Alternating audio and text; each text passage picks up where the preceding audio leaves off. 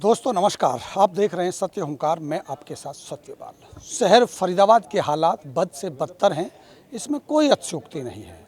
शहर फरीदाबाद को सजाने बसाने के लिए 4 अलग अलग विभाग हैं जो काम कर रहे हैं। नगर निगम भी काम कर रही है, पीडब्ल्यूडी भी काम करती है, हुड्डा भी काम करता है और एफएमडीए भी बनाया गया। बावजूद इसके विकास है कि होने का नाम ही नहीं ले रहा है। योजनाएं हैं, पैसा भी है, लेकिन धरातल पर विकास नहीं है। इन्हीं समस्याओं को देखते हुए आज से फरीदाबाद के संस्थापक पारस भारद्वाज ने एक नई बात सामने रखी है, एक नया प्रस्ताव रखा है, एक नई आवाज़ उठाई है कि शहर को सही किया कैसे जाए। आखिर तो उनका कहना ये है कि क्यों ना एक नई अथॉरिटी बना दी जाए और ये अथॉरिटी काम करे उन कॉलोनियों के लिए जिन कॉलोनियों को पास कराने की बात तो हो रही है, लेकिन जन सुविधाओं के नाम पर वहाँ कुछ भी नहीं है। इसी तरह का कोई उनका अपना विचार है, उसको समझें, साथ साथ कुछ और मुद्दों पर बात करें। आइए स्वागत करते हैं मेरे साथ पारस भारद्वाज जी। बहुत बहुत स्वागत है आपका। सबसे धन्यवाद जी, नमस्कार जी। और जैसा कि आप जानते हैं शहर के हालात तो बद से बदतर हो ही गए, इसमें कोई दो राय नहीं है। और प्रयास भी हो रहा है अगर मैं कहूँ तो, क्योंकि खुदाई हो रही है। सत्ता पक्ष यही कहता है कि खुदाई हो रही है का मतलब विकास हो रहा है, तो प्रयास भी हो रहा है, लेकिन विकास हो नहीं रहा है। अभी आज आपने प्रेस कॉन्फ्रेंस की है, तो क्या प्रस्ताव आपने रखा, क्या है उसके पीछे? देखिए सतपाल जी, हम लगातार कॉलोनीज़ की बहुत सारी समस्याएं आपके चैनल के माध्यम से हम देखते हैं, क्योंकि आप कॉलोनीज़ के ऊपर आपका विशेष फोकस रहता है, मैंने ज़्यादातर देखा है। तो उसमें हमें एक प्रेरणा मिली कि आज से 3-4 महीने पहले भी हम लोगों से जाके समझे। देखिए समस्या के बारे में तो हर कोई चिल्ला रहा है, हर कोई कह रहा है जी मर गया समस्या है समस्या समस्या, लेकिन समाधान क्या है, उसका रास्ता क्या है? अगर हमें विकास करवाना है, पैसा भी आ रहा है, मैं सरकार के ऊपर कोई आरोप नहीं लगा रहा हूँ कि सरकार पैसा नहीं दे रही, खूब पैसा मिल रहा है। सीएम ग्रांट से भी पैसा आ रहा है, प्रधानमंत्री के कोष से भी पैसा आ रहा है, जैसे अमृत योजना वगैरह है, इस तरह की केंद्र की योजनाएं आती हैं, उसमें पैसा आता है। उसके बाद स्मार्ट सिटी है, उसका अलग से फंड है, एफएमडीए के पास अलग से फंड है, एचएससीबी के पास अलग से फंड है, जो और अन्य इस तरीके से पीडब्ल्यूडी है उसका अलग से फंड है, सीपीडब्ल्यूडी के अंडर जो सेंट्रल वाला एरिया आता है वो उसके अलग से फंड आ रहे हैं। उसके बाद फिर सीएम ग्रांट अलग से आती है, स्पेशल ग्रांट अलग से आती हैं। तो बहुत सारी चीज़ें, आप जैसे मान लीजिए बाढ़ आपदा आई, उसका अलग से ग्रांट आ गई। तो मतलब पैसे की कहीं कोई कमी नहीं है। कम से कम ऐसे 10 लिस्ट हैं जिसके अंदर कि भाई सरकार जो है पैसा देने का काम कर रही है। लेकिन अल्टीमेटली समस्या क्या हो रही है कि भाई ये ऐसी कुछ स्थिति हो गई जैसे एक परिवार में 3 बच्चे हैं, एक बच्चे को तो भरपूर पोषण मिल रहा है, लेकिन 2 बच्चे जो है भूखे मर रहे हैं, जबकि परिवार साधन संपन्न परिवार है। ठीक है, तो चिंता का विषय ये है कि भाई एक व्यक्ति को तो इतना कुछ मिल रहा है तो और 2 बच्चों को क्यों नहीं मिल रहा। तो विकास जो है, जो हम बात कर रहे हैं आज, कुछ सेक्टर्स के अंदर आप चले जाओ तो विकास ऐसा लगता है कि कुछ सेक्टर्स में सीमित होकर रह गया, जहाँ पर नेता नगरी बस गई है, जहाँ पर बड़े नेता रहते हैं, चाहे वो केंद्रीय मंत्री रहते हो, चाहे कोई विधायक रहते हो, चाहे कोई इवन पार्षद भी रहते हो। आप उनकी गलियाँ जाके देख लीजिए और आप एक आम साधारण व्यक्ति की गलियाँ जाकर देख लीजिए, आपको फर्क पता चल जाएगा। और आपको ये पता चल जाएगा कि यहाँ पर कोई ना कोई बड़ा नेता रहता होगा, तब जाकर ये जो इतनी सुंदर गली दिखाई दे रही है, इतनी सुंदर चौड़ी सड़कें, लाइटें भी जल रही हैं, सब कुछ हो रहा है। तो मतलब कहने का मतलब है कि भाई जो पब्लिक के हिस्से का जो पैसा है वो चंद हाथों में या चंद क्षेत्रों में या चंद मोहल्लों में लग के रह गया। तो हम उसकी बात कर रहे हैं कि भाई वो जो डिमांड है, वो जो पैसा है, वो इक्वल डिस्ट्रीब्यूशन होना चाहिए, जिसकी जितनी संख्या भारी उसकी उतनी हिस्सेदारी। हम इस प्रिंसिपल की बात कर रहे हैं। जब संख्या ज़्यादा कॉलोनी में रहने वाले लोगों की है तो उनकी इस फंड्स के ऊपर हिस्सेदारी भी ज़्यादा होनी चाहिए। महाराज जी एक बात समझेंगे, पूरा फरीदाबाद में कॉलोनीज एरिया को अगर हम डिवाइड करें और थोड़ा सा देखें कि जो स्मार्ट सिटी जहाँ बनाया गया, कितना परसेंटेज आप मान के चलते हैं? और यही परसेंटेज शायद भागीदारी में, विकास की भागीदारी में, टैक्स की भागीदारी में भी शायद यही होगा मेरे हिसाब से। देखिए टैक्स की भागीदारी में तो चलो हो सकता है हो या नहीं हो, लेकिन इसको मैं टैक्स से नहीं जोड़ूंगा। इसको मैं कहूँगा कि देखिए एक यदि जिसको हम यूनाइटेड नेशन का एक कॉन्सेप्ट बोलते हैं, राइट टू सिटी, कि अगर आप शहर में रह रहे हैं, आप शहर के नागरिक हैं, तो आपको शहरीकरण का अधिकार है। आप जिस क्षेत्र में रह रहे हैं वहाँ का शहरीकरण होना चाहिए। इसी वजह से नगर निगम जो है वो लगातार अपने क्षेत्र का विस्तार भी करता रहता है, जो रूरल एरियाज़ को अपने अंडर लेता रहता है ना। तो जिसको कहते हैं जी हम शहरीकरण बढ़ा रहे हैं। तो अल्टीमेट जो गोल है, जो यूनाइटेड नेशन भी कहती है कि भाई जो लोग रह रहे हैं शहर के आसपास रह रहे हैं उनका शहरीकरण होना चाहिए।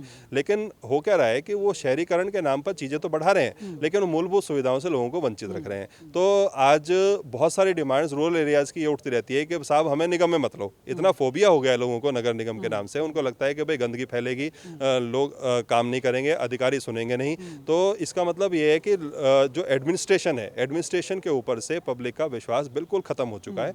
पब्लिक जो है वो एडमिनिस्ट्रेशन पे कोई भरोसा, पब्लिक आज की डेट में पब्लिक की मनोस्थिति ये हो गई है, भैया कोई काम होता हो तो पैसे दे के करवा लो, अधिकारी के पास मत जाओ, कि नहीं नेताओं के पास मत जाओ, नहीं तो पता चला है कि जूते भी घिसने पड़ जाएंगे और लास्ट में काम फिर भी पैसे दे के होना है। तो इसलिए कोई ऐसा व्यक्ति मिल जाए जो पैसे ले दे के काम करा ले, ऐसी मानसिकता हुई है लोगों की।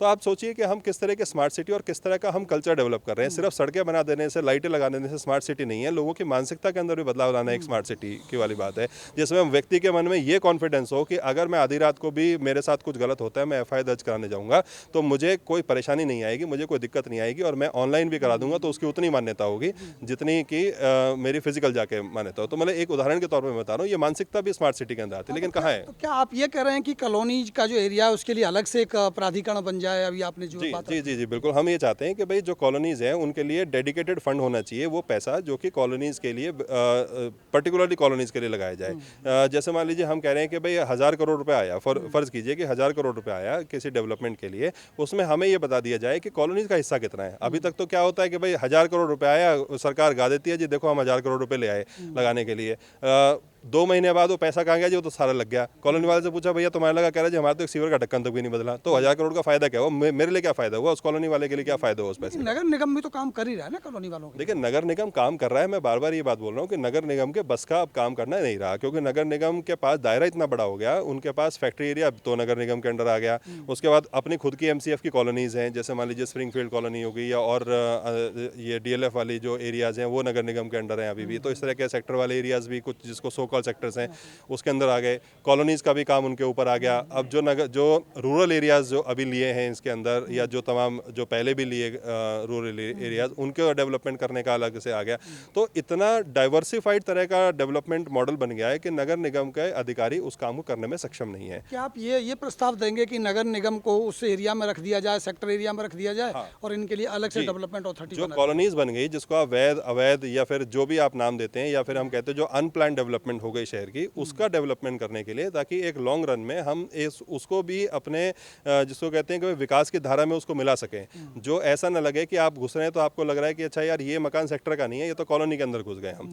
तो वो चीज़, वो डिफरेंस को खत्म, मैं नहीं कह रहा हूँ एक दिन में खत्म हो जाएगा, उसको खत्म करने में 10 साल 15 साल 20 साल 25 साल भी लग सकते हैं, एक समय लगेगा उस चीज़ को खत्म करने में। लेकिन हमारे पास एक रोड मैप, एक विजन, एक ब्लूप्रिंट तो होना चाहिए कि भाई ऐसे खत्म किए जाएंगे। लेकिन एक बड़ा सवाल तो आएगा, जो आज नगर निगम के हालात बने हैं वो नेता और अफसरों की मानसिकता की वजह से बने हैं।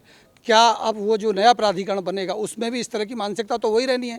तो क्या उसके भी यही हालात नहीं हो जाएंगे अगले 10-15 साल? बिल्कुल बात ठीक है, और हम ये आपका जो संशय है वो बिल्कुल ठीक है, और हमारे मन में भी ऐसा सबके मन में संशय रहता है कि भाई एक नई चीज़ को गठित करने का मतलब है कि भाई और उसी तरह का भ्रष्टाचार फिर दोबारा से बढ़ जाना। लेकिन साथ साथ ये बात भी उतनी ठीक है कि जवाबदेही जो है वो जितने ज़्यादा लोगों की होगी उतने ज़्यादा उसमें हम किसी व्यक्ति का, जिसको कहते हैं ना कि भाई हम उसको we can take him to the court. ठीक है, अब मान लीजिए कि जैसे डिसेंट्रलाइजेशन की हम बात करते हैं, भाई लोकतंत्र के जो अचीवमेंट है वो है कि जितना ज़्यादा डिसेंट्रलाइज सिस्टम हो।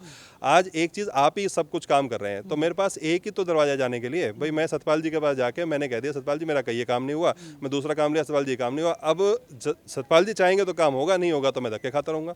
लेकिन अगर यही काम मैंने 4 आदमियों में डिस्ट्रीब्यूट कर दिया तो आप खुद कहोगे भैया इस काम के लिए आप उस फलाने आदमी को आ चलो, उसके जवाबदेही है। तो उसके जवाबदेही फिजिकली भी तय होनी चाहिए और लीगली भी तय होनी चाहिए कि हम जाकर कह सकें कि साहब ये काम इसके अंडर था, मेरी कॉलोनी के जो मैटर्स हैं वो इस प्राधिकरण के अंडर थे, ये अधिकारी है, इससे जवाब तलब किया जाए।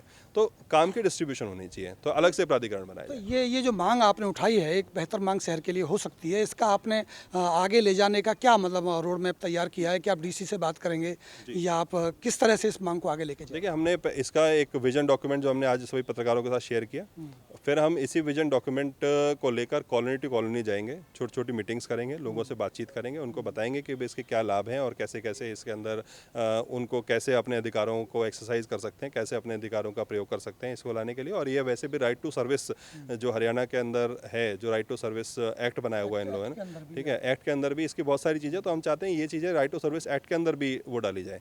तो ये सब चीज़ें लोगों को जागरूक करेंगे। जन जागरण करने के बाद फिर हम इसमें डीसी साहब को ज्ञापन देंगे कि भाई जनता भी इस चीज़ को लेकर जागरूक है और ये जनता की डिमांड भी है। अभी तक हमारा जो सर्वे है वो 4 महीने में हमने ज़्यादा से ज़्यादा 400 फैमिलीज़ को टच कर लिया होगा, इससे ज़्यादा तो नहीं किया, लेकिन पॉपुलेशन तो बहुत ज़्यादा है। तो हम लोगों के बीच में जाएंगे, उनसे उनके एक ओपिनियन जो है वो गैदर करके फिर डीसी साहब के पास या हमें कमिश्नर नगर निगम के पास या मुख्यमंत्री के पास, जहाँ पर भी जाना पड़े, हम पेपर वर्क के माध्यम से जाएंगे। और अगर फिर भी नहीं होता तो आंदोलन के रास्ते तो हमारे लिए हमेशा से ही खुले हैं। कोई भी सामाजिक व्यक्ति, सामाजिक संस्था या कोई राजनीतिक व्यक्ति या राजनीतिक पार्टी अगर ये कहती है कि भाई हम भी आपके साथ इस मांग के साथ आना चाहते हैं, तो क्या आप उनको भी अपने साथ लेंगे? नहीं, स्वागत है। देखिए, हम तो ये मानते हैं कि कोई भी राजनीतिक व्यक्ति हो या कोई पार्टी हो, सबसे पहले तो समाज का हिस्सा है, बाद में पार्टी बनती है वो। ठीक है, समाज में से एक हिस्सा अलग होकर वो अपनी एक अलग आइडेंटिटी बना लेता है तो पार्टी बन जाती है। तो उसी समाज का काम है, समाज के नाते सब लोग आए, बिना बैनर के, बिना पोस्टर के, समाज के व्यक्ति के लिए तो समाज के लिए तो कर ही रहे। कोई मेरा व्यक्तिगत इसके अंदर कोई ध्येय उद्देश्य थोड़ी ना है इसके अंदर कोई। चलिए, बहुत बहुत शुक्रिया आपका, बहुत अच्छे से आपने अपनी बात को रखा। तो ये थे मेरे साथ पारस भारद्वाज, जो से फरीदाबाद को काफ़ी समय से शहर में रन कर ही रहे हैं, काफ़ी मुद्दों पर बात की है उन्होंने। अब ये एक बड़ी मांग है कि कॉलोनियों के लिए एक अलग से एक प्राधिकरण बनना चाहिए, जिससे कॉलोनियों को हक मिल सके, कॉलोनी को न्याय मिल सके। जो पैसा वहाँ से आ रहा है वो कॉलोनियों के हक का भी कुछ उन्हें मिले। जो बहुत सारी बातें हो रही हैं कि जो विकास नहीं है, शायद इस माध्यम से हो सकता है। अब देखना ये होगा कि ये मांग कितनी आगे तक जाती है। इस मांग पर क्या सरकार गौर करती है, या यहाँ के नेता, समाज सेवी क्या इस मांग को स्वीकार करते हैं, कितनी जायज़ है, कितनी सही सटीक साबित होगी विकास के लिए, ये आने वाले समय में देखने को मिलेगा। हमारी नज़र बनी रहेगी, आप जुड़े रहिए हमारे साथ, देखते रहिए सत्य ओंकार। नमस्कार।